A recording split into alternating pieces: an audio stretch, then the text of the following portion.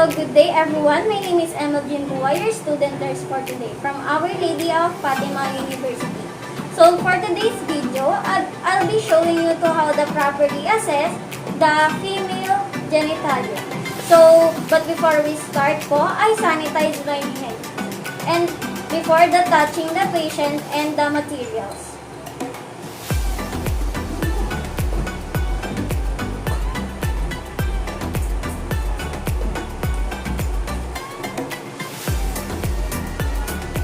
So the materials is ready. Let's get started our assessment. Good day, ma'am. My name is Emma Buway, student nurse for today. So for verification purposes po, may I know what is your name? Mika Rubio. Your age po? 21 years old. 21 years old. And when is your birthday? October 11. October 11. That's good. Okay, ma'am, I'm explaining to you why we need to do this assessment of female genitalia po. To check if there's any problems, abnormalities, signs and symptoms na pwedeng mag-cause ng malalang disease. If meron man po, agad natin itong matitreat and ma-actionan. Okay po ba? Okay, that's good. So, ma'am, I ask you if it's okay to you to lay down later. Okay, that's good. So, papasutin ko rin po kayo ng patient gown mamaya, if it's okay to you, ma'am. Okay, that's good. So, ma'am, I have a question to you regarding the background history po, if it's okay with you, ma'am. Okay, that's good. So, ma'am, when is your first menstruation po? 11. Ma'am, are you having a monthly or regular period po? Yes po. Okay, that's good to know. Ma'am, do you have any pain pag time na nag-menstruation po kayo? Okay, good. Or may kumakati po ba sa inyong ari pag nagkakaroon po kayo?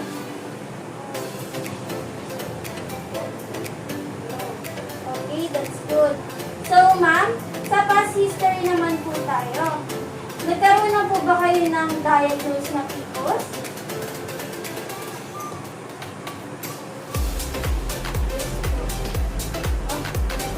Wala? Okay. Or may uri ng sakit na related to your vagina? Sakit po. Related to your vagina? Okay, wala naman. Nagkaroon na po ba ng dumi na may dugo? Okay, wala naman.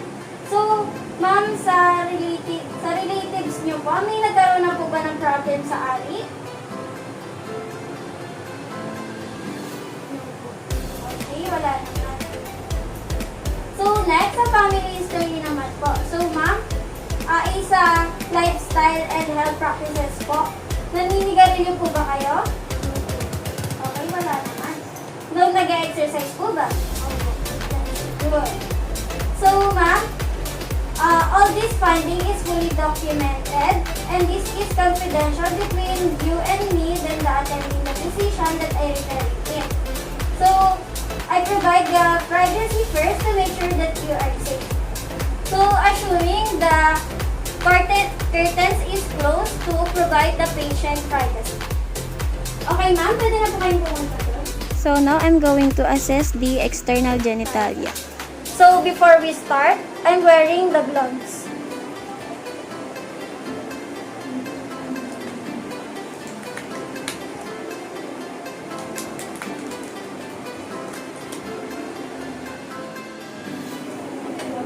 Okay, so ma'am, can you lay down na po?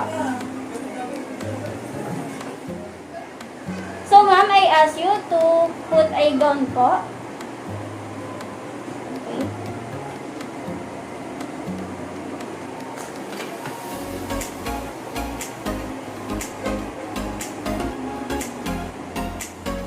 So now, I'm inspecting the upper part.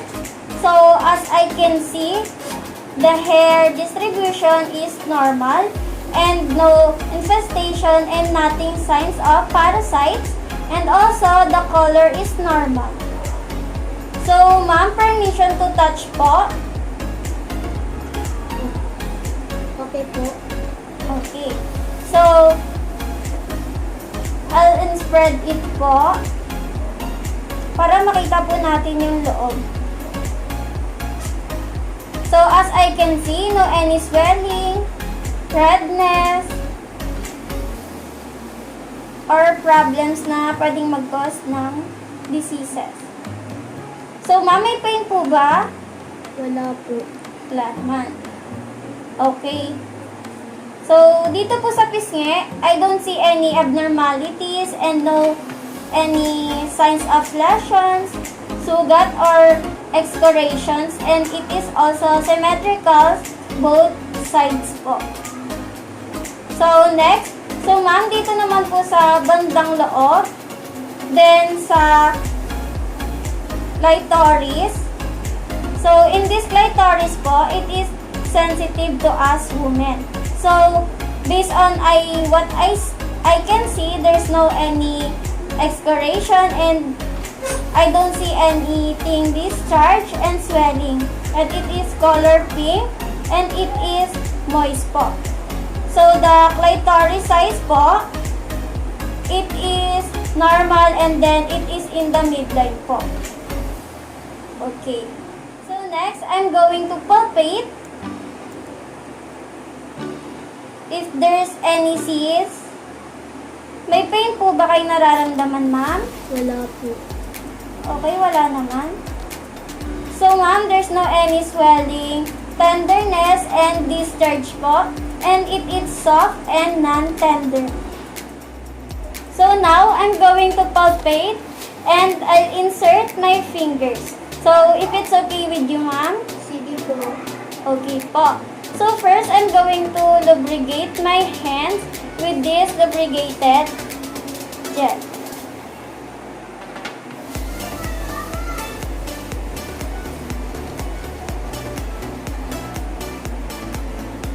So, now, ma'am, i-insert ko na po, ma'am.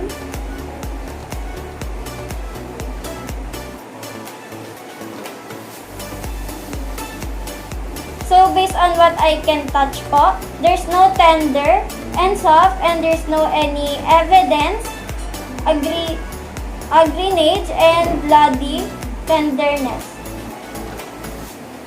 And no sign of symptoms, swelling. Okay. So now let's proceed to internal genitalia. So now I'm inspecting the vagina opening po. So it is normal size within your age po and the angle it is normal and it is the midline po. Okay. So now I'm going to moist my index finger po and with warm water.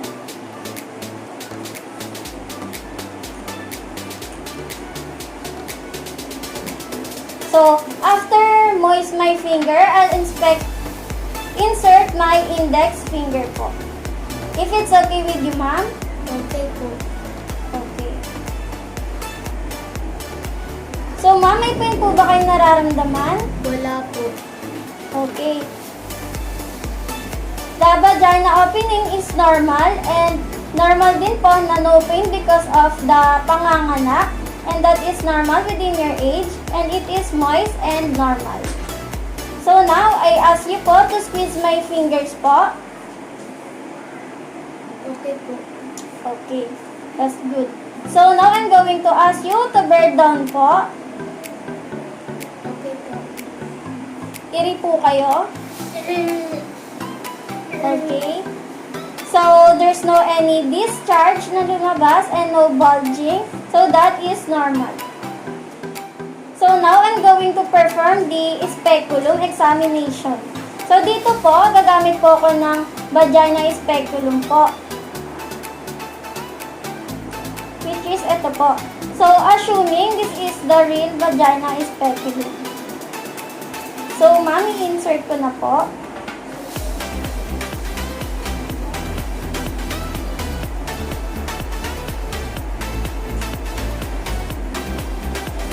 So now, I'm inspecting your cervix.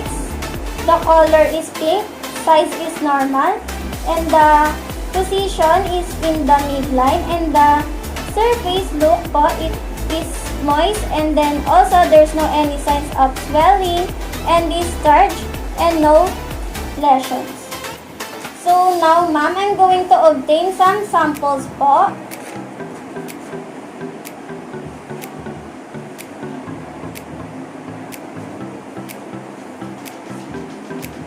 Okay. And then, i-remove ko na po yung speculum. Okay. So now, I'm inspecting your vagina po. It is pink, normal. The surface is smooth and moist, and there is no signs of swelling, no lesions, and there's no any bloody and no abnormalities discharge po. Okay, so now I'm going to perform the bimanual examination, which is I insert my index fingers and middle fingers to your vagina po. And I'll palpate the abdomen.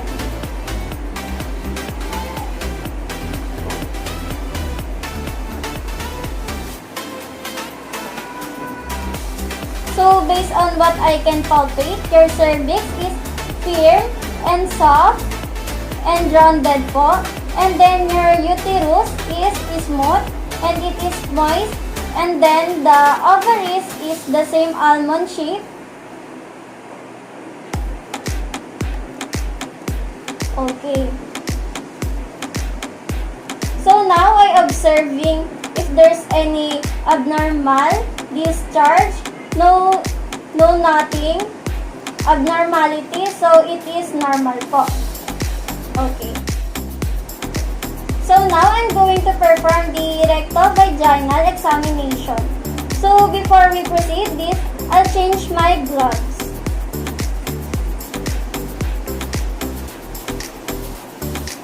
And now I'm done to change. I'll put the lubricate again.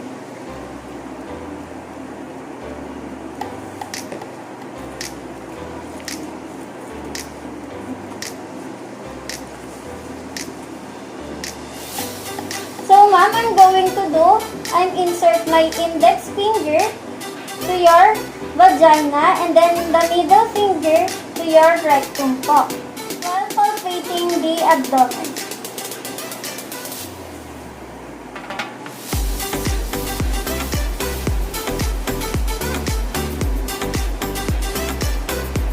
So based on what I can touch, it is smooth and firm and movable, and that is normal. So now, the anus and perineal area. So I'm inspecting if there's any lesions, lumps, redness, ulcer, and rashes. So nothing, and the size is normal, and the shape is normal, and the location in the midline, that's normal. Okay. And now I'm put the lubricate my hand.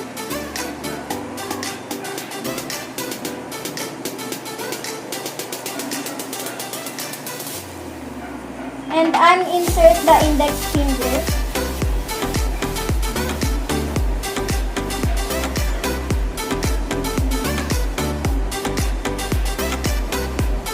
So it is smooth and then tightly closed, and there's no any swelling and no lesions.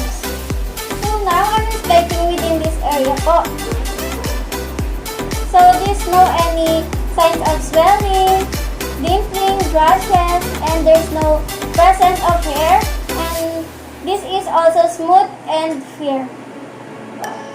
So now po ma'am, I ask you po na paki-close po ng nose nyo using the 2 fingers, and then exhale po kayo.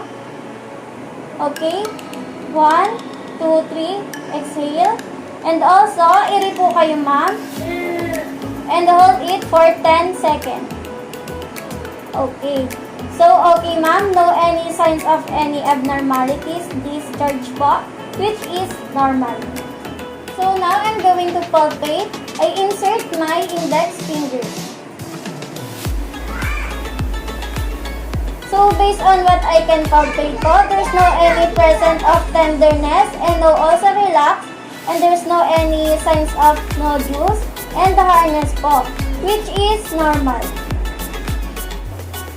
now, sa rectum naman po tayo. So, I'll palpate the rectal mucosa po.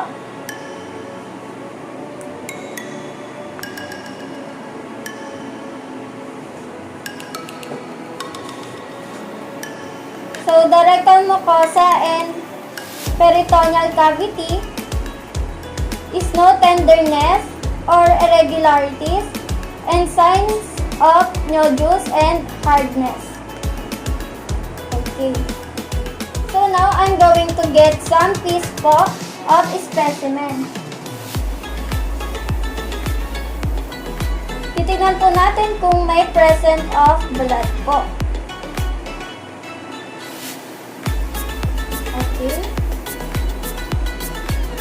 So based on the test po, there's no any present of blood po and there's no any irregularities and no abnormalities with your rectum po. So ma'am, pwede na po kayong umupo ulit. So after the all findings po, I remove my gloves.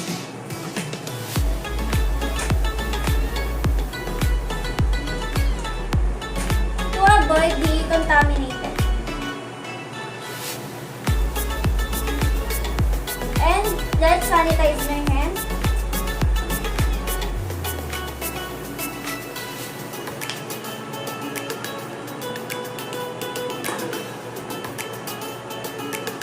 So ma'am, all the findings is good. No abnormalities, no sign and symptoms po na pwede mag-cause ng disease. No redness, lesions, or discharges po. So that's all normal po. So ma'am, our assessment is done. Thank you for cooperation po.